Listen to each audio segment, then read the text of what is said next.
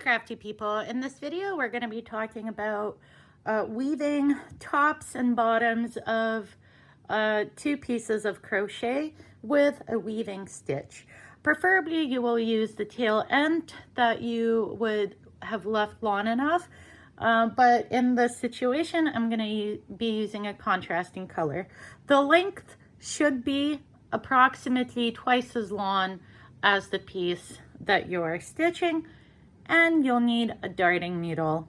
I recommend folding your yarn in half, and you can use your needle to kind of make it tighter and then put it through. It's a lot easier than trying to get a fuzzy end into a needle. It'll just stop. So a weaving stitch.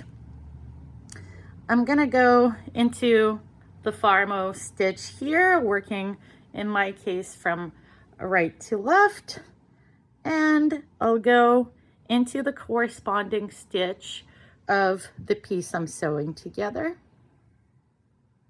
Leave a bit of a tail so you can weave that back in. Then I'm gonna go into the next stitch and just going through the top loop here and go into the corresponding stitch of the other piece and go into the next one and corresponding.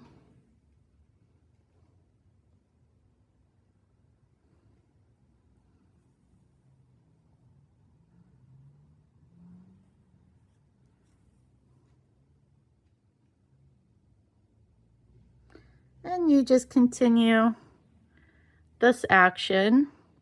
It's not going to be stretchy, but it is quite tidy. And the reason, of course, you're seeing the stitches is because I'm using a contrasting color, but if it was the same color, it would blend in quite nicely.